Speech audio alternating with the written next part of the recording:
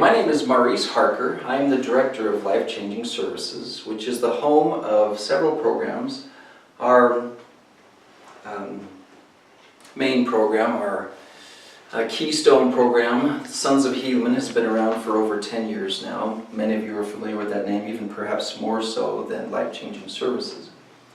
After a few years, about 3 or 4 years, the Men of Moroni program was created and developed so that we could be of service to adult men. And then following that, we created the Worth Group. The Worth Group is for women who have been traumatized, women who've experienced sexual betrayal by their spouses, and their need for recovery from that experience. The need for young women to be served. The Daughters of Light program was created for young women who have sexual addiction issues, as well as the adult women. We have gone on to make services available to them, and so that's now available. But we want to talk about a subject today. Our goal today, and our goal since the beginning of Life Changing Services, has been to be a service provider for ecclesiastical leaders, primarily in the LDS Church. People have noticed that our titles, that our program references are very much open and directly LDS references. We have done this so that you, as ecclesiastical leaders, will be more comfortable with the awareness that we are here to serve your people. We want to make sure you have the information that you need. Our goal for this meeting is to serve ecclesiastical leaders and anyone who has loved ones that they're concerned about, in hopes of helping you find two main elements. One of them is, how can we tell if the person that we are working with has a sexual addiction? How can we tell if the problem is serious enough for them to get professional assistance? We know that ecclesiastical leaders and parents and loved ones work very hard to be of service to their loved ones, but there comes a time when you're in over your head. And we hope to be able to provide you with enough information that you can become aware of what you need to do in order to discern the needs of your people. The second thing we hope to accomplish, which as I've interviewed ecclesiastical leaders and talked to them about their struggles, we have found that they don't know what to say. If they're sitting across from someone and they become aware of, oh my gosh, this person has needs beyond what I have to offer them. This person across me is dealing with issues that are out of my league. How do I help them gain the information they need to, or to go to someone who knows who is more skilled and more capable than I am? Now, I've been anxiously engaged in this work for many years now, but it was an interesting interview with a stake president from South Carolina, and he is a cancer doctor or an oncologist, and he flew us out there to present to his entire stake. And as we were conversing with him, he had some emotions, he had some strong feelings when he shared what it's like to be an oncologist, what it's like to be a cancer doctor when people wait too long. When people wait too long, and sadly I've got some direct experience with this, where my own mother-in-law was diagnosed with cancer many years ago, and the family tried some home remedies, some things that they hoped to have confidence in, but by the time she was able to meet up with, or was ready to meet with professionals in the medical field, it was too late, and she passed away 20 plus years ago, which has been very sad for my family. In this industry, in this profession,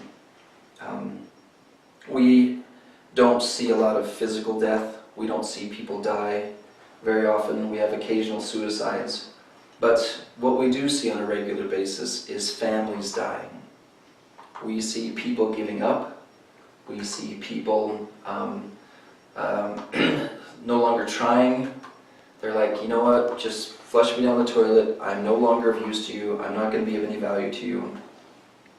And so and then the very painful experience of sitting with another crying wife, another crying person, and watching them solidify the paperwork for divorce. And there is no happiness in it. Some men have even said, fine, you're happy now, you're glad that we're divorced now. And no, we're not glad that we're divorced now. She's not glad we're divorced now. She would have liked to have stayed married, but because of because there was too much damage, because it wasn't solved soon enough, because it wasn't fixed in a timely manner, the damage that had been caused to the family was already too much. Alright, to get started, I'm going to start covering some important principles, some important concepts about how to recognize whether or not someone is experiencing an addiction. Now there's some important information about this that's going to be a little shocking. This can be found on one of our websites, but it's the 4 levels of addiction. One of the general authorities recently, in the last 5 years or so, did an article on this, and what you're going to hear from us is very similar.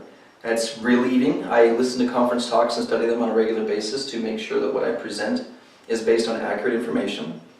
And so this is very parallel to what you've seen before, but there is some medical elements to it that we've added so that you can be aware of them. Okay? There we go.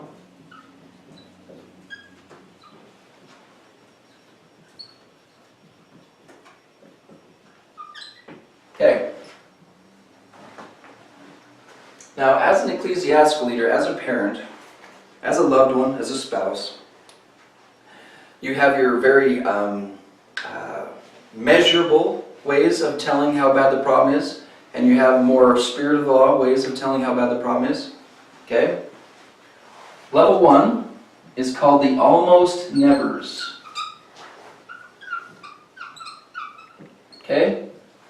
Unfortunately, the way the world works now, the way people are exposed to things, almost nevers are people who almost never are exposed to pornography. We don't have the nevers, because even if you are working really hard to avoid exposure, the number of pop-ups, the number of billboards, things that go around on social media, or just being in public sometimes, books that are signed to be read in schools, you'll come across some version of pornography, and so there is exposure to it. Now, for the longest time now, we have been recommending that if you have a case like that, first of all, remember, the person is experiencing an accident. They're like, oh my gosh, where did that come from? Oh my gosh, where did that come from? Occasionally, you'll have curiosity be one of the motivators, and curiosity is not addiction. There should be sexual curiosity in every human being, and so they're going, how does this work? Why does it work this way? And then the surprise physiological or surprise chemical responses. In most cases, with a person who has high values, good values, they will find those chemical reactions rather uncomfortable. A 11, 12, 13-year-old, or in many cases we find them even younger, are going, whoa, where'd that come from? Whoa, where'd that come from? I'm surprised. Please, the response we hope that you'll have to that is don't drop the hammer on them. Don't get a lot of anger at it. In fact, a question I ask my daughter, she's a 15-year-old girl, she's got a lot of connections with social media. The question I ask her, and I invite you to ask your loved ones, instead of saying, have you looked at pornography lately? The question becomes, have you run into any pornography lately? We want to decrease the sensation of, I did this, I wanted this, I was looking for it. Okay? Even if they were directly looking for it, we don't want the experience to be one of, let's make them feel guilty and shameful. They're going to feel guilt already. And if you haven't studied the difference between the word guilt and shame, guilt is a sensation that's a gift from God that is similar to what your brain and body feels when you put your hand on a stove, and it's supposed to cause a reaction that makes you feel, I don't ever want to do that again. I don't ever want to do that again. Shame is a repeated addressing of it. That's the idea behind it is if we can make someone feel bad enough, they'll want to change their behavior. Okay? That is not an effective way to communicate with someone. And because we believe that Satan likes to get involved and have conversations with people and their brains, that he's going to be promoting shame, and if you join in on that promotion of shame, then you've created an accidental alliance with Satan in your attempts to coerce someone into changing their behavior. Okay? Human beings already have discomfort when sexual things surface in a place where it's not quite time. It's not the time and place. And we don't need to make it worse than it is.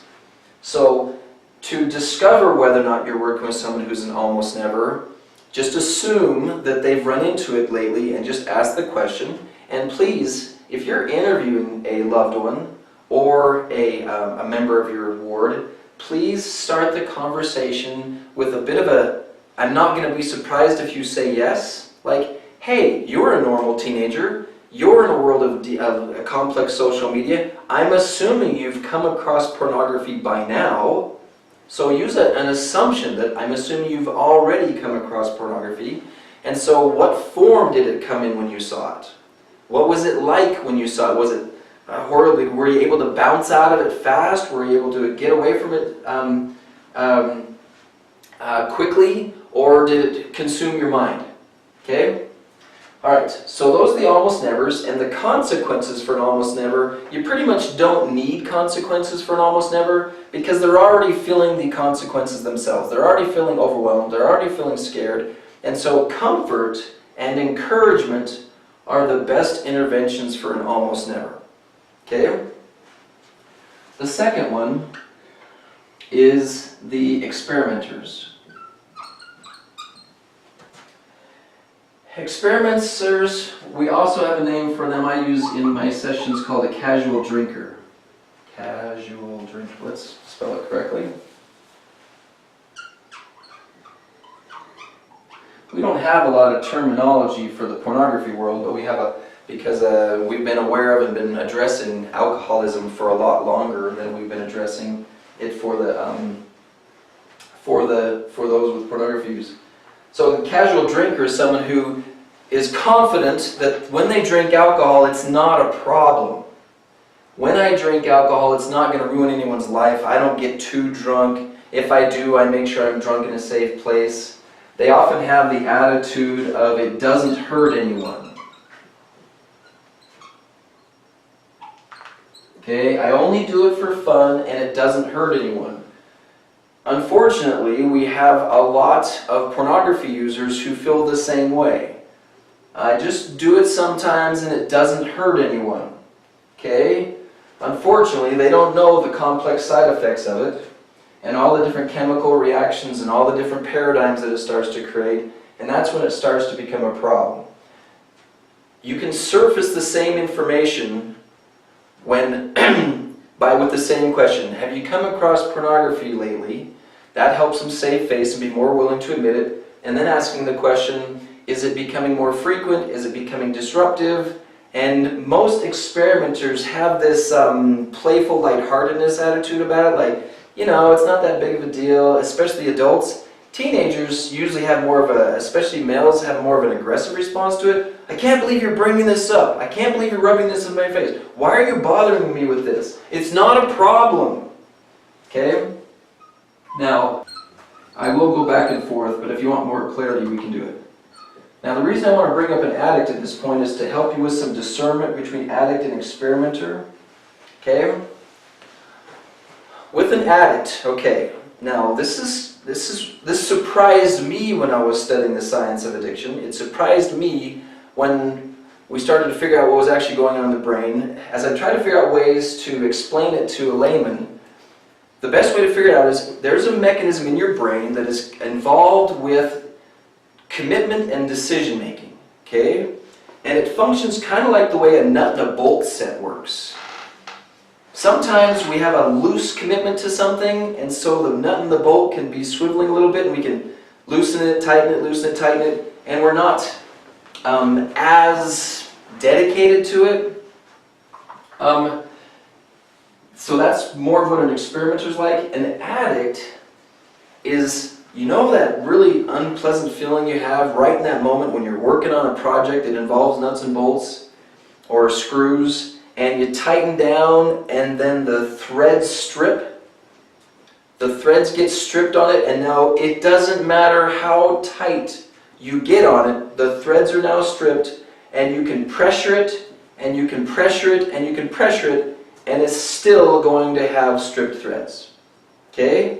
The mechanism in the brain of a person experiencing an addiction is someone who you pressure them and you tighten down on them, and maybe for a few seconds or minutes or hours they go, yeah, I got this. I totally got this. We hear this all the time with between bishops and their ward members, and they go, yes, bishop, I've got this. I'm solid. I'm connected. I'm ready. Okay?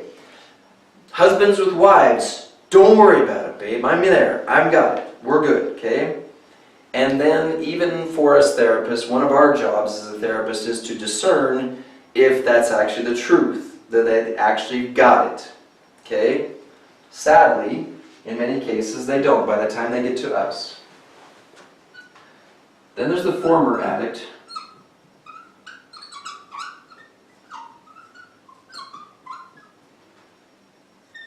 Okay.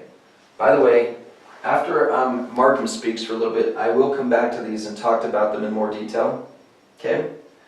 A former addict. Now, perhaps you've heard the phrase, once an addict, always an addict. Okay? Not my favorite phrase. Don't like it, and I don't agree with it. Okay? We have discovered in our work, in working with people who are fighting for personal self-mastery, we have discovered that, well, you've already known this because your religion tells you this. We are by nature good. We are good people. We want to be good. We want to serve people.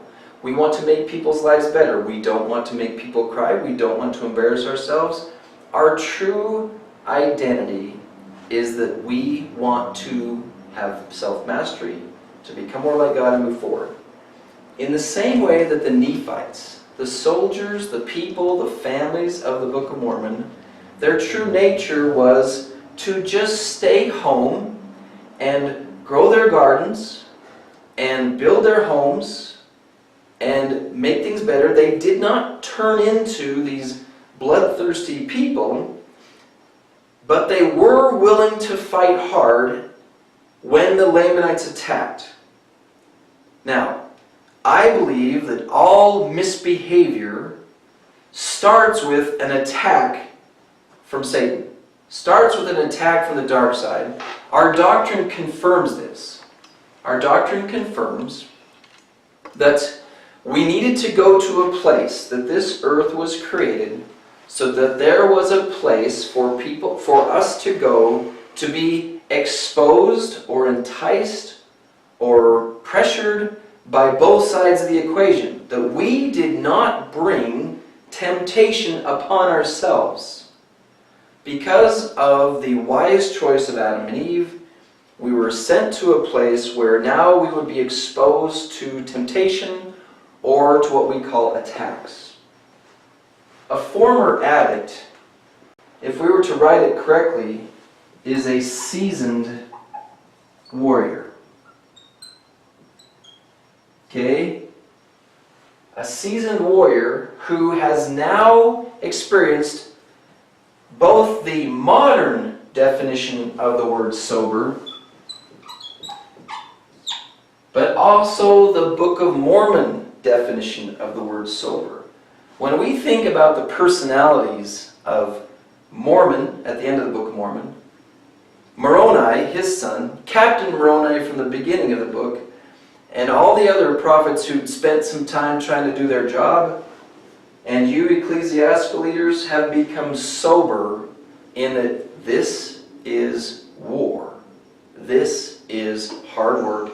And if you do not stay vigilant, then we've got a problem. A former addict is not someone to be thought of as a pathetic wimp. A correctly trained person who's been through these 3 stages, if you've met a graduate of Men of Moroni, if you've met a graduate of Sons of Helaman, they stand tall with pride. They do not hide in the shadows. They say, I've got this, I don't mind talking about this.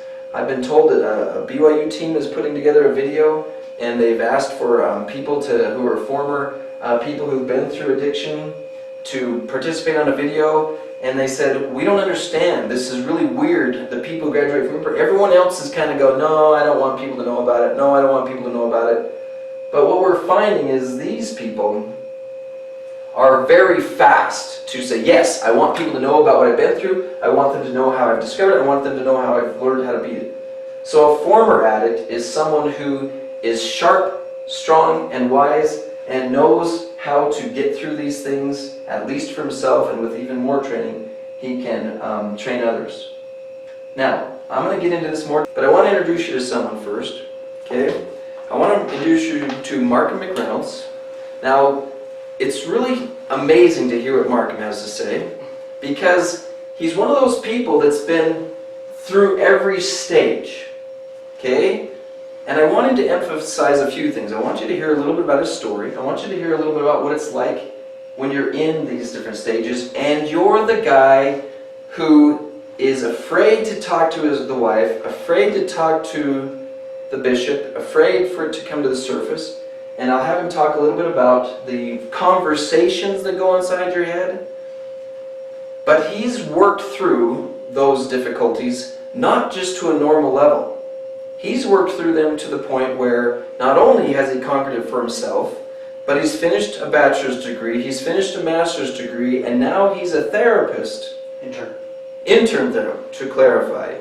He's a therapist at the intern level, okay, who now is training others. And he's been doing personal training, personal coaching, personal warrior training is what we call it here, for those who've been struggling for some time now, and can train them and train them and train them. So I really wanted him to speak to you for a couple reasons. One, I wanted you to hear what it's like to be the guy who's scared to talk to his loved ones, spouse, and ecclesiastical leader. And I also want you to hear what was said to him perhaps that wasn't helpful, that was said to him that was helpful, and with his skill to give you some ideas on what could be said or what could have been said that would make things even better. Okay?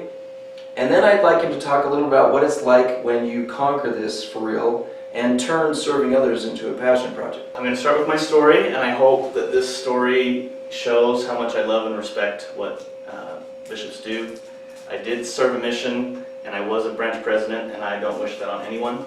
So those of you that are doing that, I have a tremendous amount of love and respect for what you do. Before about the age of 14, I guess I would put myself in the almost nevers. It was the 90s, so I don't think we were bombarded quite as much as we are today. But around age 14, I did have what we call a lost battle. A lost battle is anytime you make up your line of what your values are and you cross that line.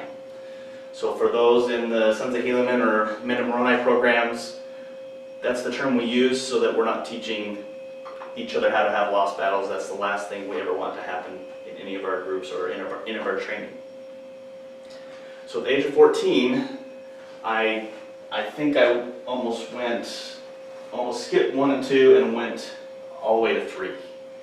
I had desires to stop, but despite these desires to stop, I had a very difficult time getting traction, similar to the nut bolt analogy that Maurice just covered.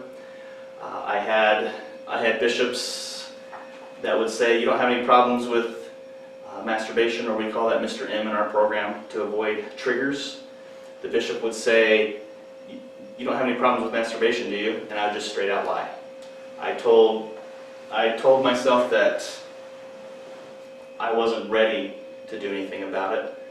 Today I would say that Satan convinced me to isolate. So that's one of his most common, most powerful strategies, is to isolate us from our leaders, from our parents, isolate us from whoever they can, so that this addiction can grow in the dark. So I had desires to stop, never really got anywhere.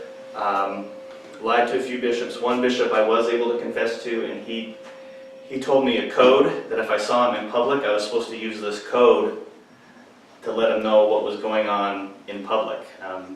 But when he did come up and shake my hand in a public situation, I didn't use the code, and I knew I wasn't using the code. Another bishop highly suggested that I talk to my parents about this, but I pretty much refused. So it wasn't until I was 35 years old that my parents knew that this was a problem when I was growing up. Finally, a bishop got in front of the whole congregation and said, I'm having this feeling that someone in this congregation really needs to take some time to talk to me. So right after sacrament meeting, I'm trying to catch him. I sit down with him and I tell him what's going on. He gave me the best advice that I've received up to that point in my life.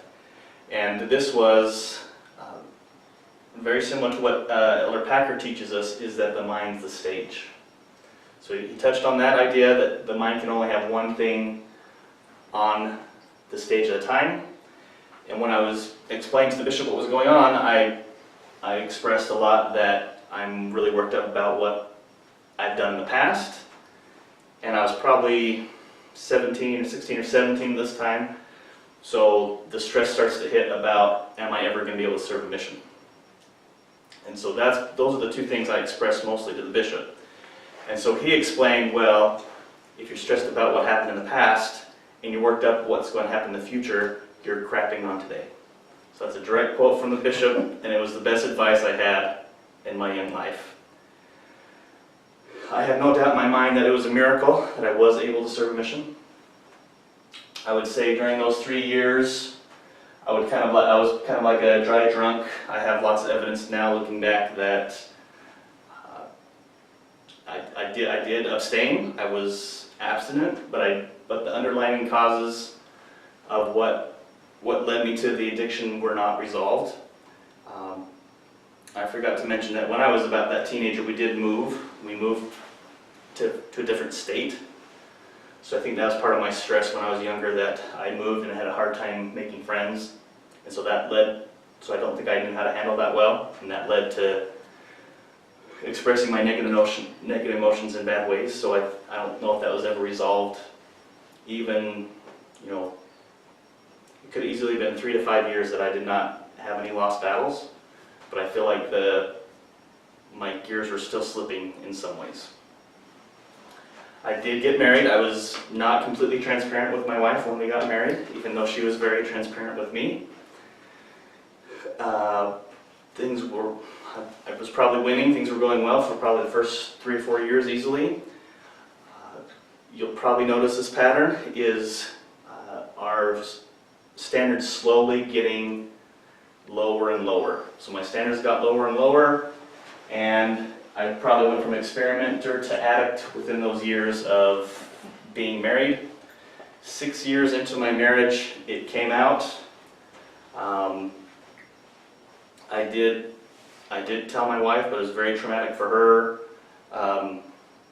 I made an appointment with the bishop without my wife knowing. I got to talk to 2 different bishops because of a move. And my thought now is that all the interactions with bishops I've had to that point were very stressful. And I think I trained myself with Satan's help to just say whatever I needed to say to get what I wanted when I interact with these bishops. So around my mission time, I do think I was honest and things went well. But most of the time, it was just really stressful. And so I just said the bare minimum that I needed to say to get what I wanted. So 6 years into marriage, I very skillfully swept everything on the rug, rose my standards, had no help from anyone else. And it must be some kind of cycle, because 6 years later, it came out again. This time it was much more traumatic for my wife. I, of course, went to the bishop after my wife found out. And we do know that about 80% of the time, these habits are discovered by a wife, about 80% of the time. So that can be very traumatic. The difference between when a wife finds out, or when a husband goes to wife, can make a difference. This bishop referred me to Maurice Harker by name, and I went to the Men of Moroni program. I wanted to go right away. I wanted to do everything asked of me. I do remember that the second time driving to group, I was late, so I was speeding, and I had the thought that if I drove up one of those concrete barriers and flipped my car like you see in the movies and smashed my guts all over the road, that would be okay. Because at that point it was very stressful, very difficult. So I'm very grateful for that bishop that referred me to this program. I had a tremendous amount of success in the program. As soon as I was able, I became a mentor and a coach. When my wife first met with Maurice, he learned that I worked at LDS Business College, and he said to my wife, he probably has some business skills that I can borrow in my business and the agency, which I thought was pretty weird because he had no idea. For all Maurice knew, he knew that I would go off the deep end and never repent or something like that. But that was a great blessing. My wife worked with Maurice and another therapist here, which I'm very grateful for. There's also the Worth group, which I'm very grateful for. Please. Tell me about what Bishop said or did that was not helpful over the course of your experience, and contrast that with what Bishop said or did that was helpful. Just as it was kind of covered earlier, just saying the yes or no question, you don't have a problem with masturbation, do you? That's exactly what the addict wants. That's worded in such a way that they probably word it to themselves, and then it's so easy to say no. It's way too easy to say no to that kind of question. A better way to phrase it would be, when you saw pornography last, what did you do about it? And you're probably looking for, well, I clicked off it and I didn't even engage in it. That would be a very good answer. I think you're more likely to get an honest answer. The code, confessing to the bishop, and then the bishop saying, okay, next time I see you, I'll ask how you're doing, and you can say, well, sometimes those dragons get the better of us. That was the code that we used. That was not helpful. What does that mean? Sometimes the dragons get the better of us. So that was a code that I was supposed to tell the bishop so that the bishop would know that I'm struggling. And this was supposed to be in a public situation. And that's just way too much pressure for an addict. There's no way that we're going to even hint.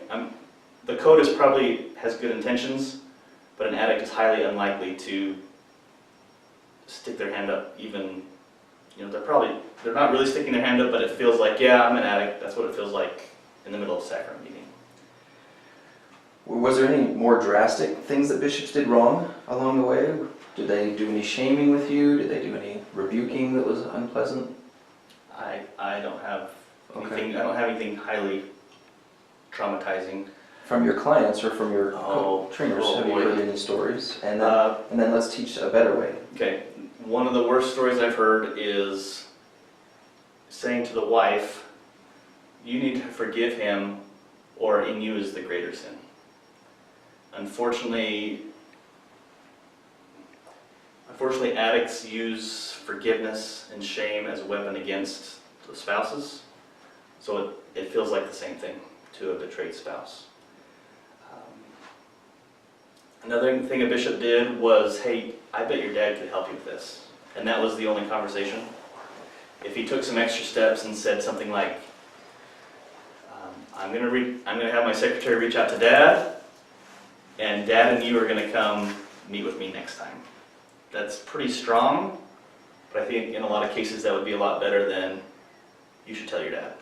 And then no follow-up or no extra help there.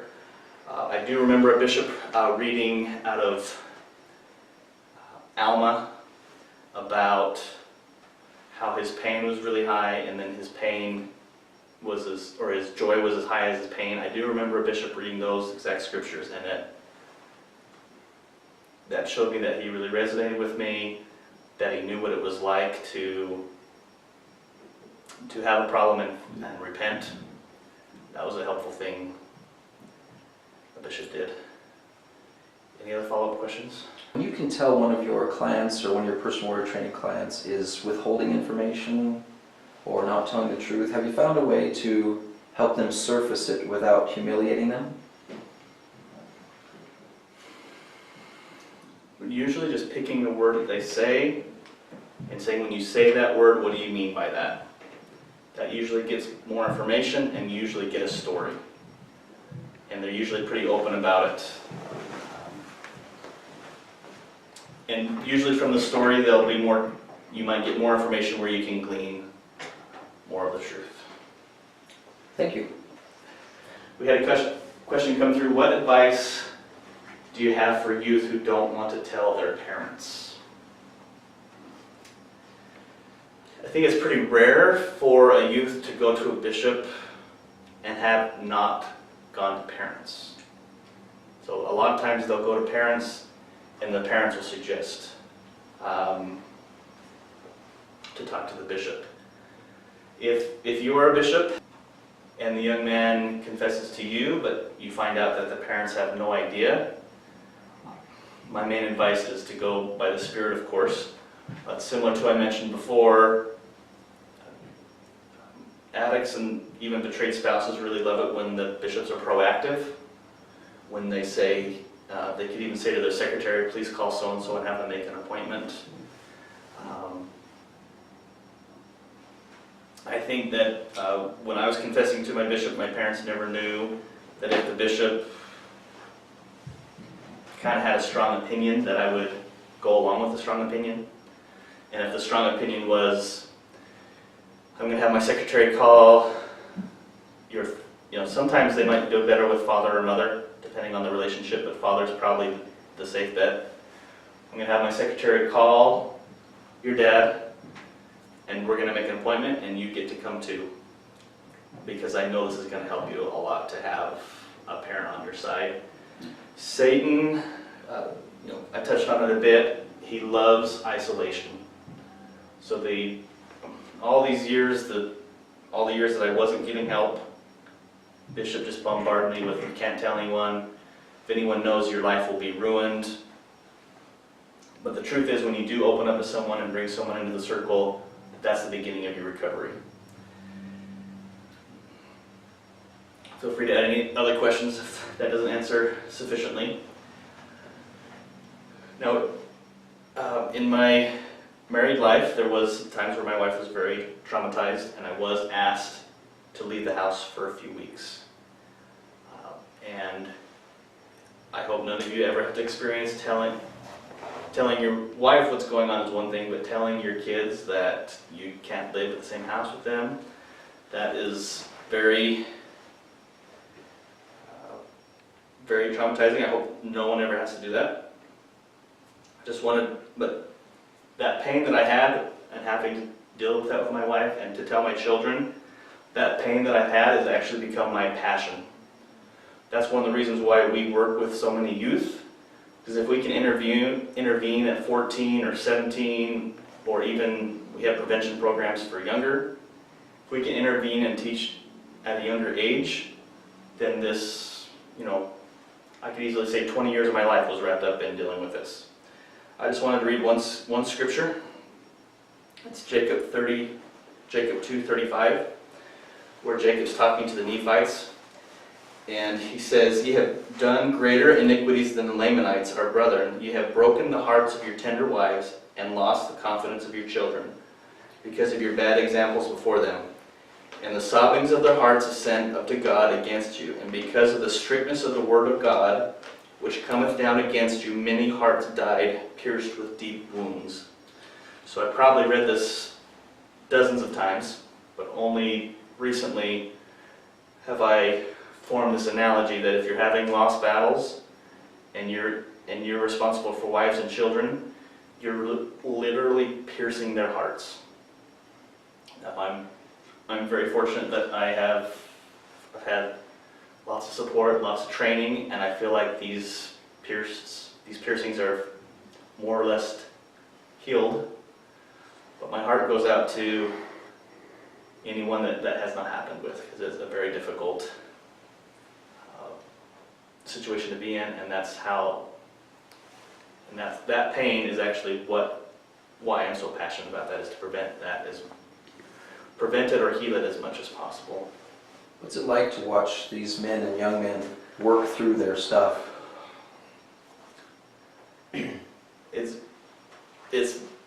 It's by far the most gratifying work I've ever done. I've studied a lot of entrepreneurship type information, and they always say, find your passion project, find a way to make money with that passion project. You'll make more money and you'll be happy and engaged, and you'll love waking up in the morning. So I read that type of stuff for 10 years, but it hasn't been till recently that I've been able to experience that. Helping these young men get ready for missions that they feel they might not have been able to go on without our help it's really hard to explain how wonderful it is to be involved. Does that answer your question? Thank you. I believe that's all I have, unless there's any other questions. Thank you. Thank you so Appreciate much. it.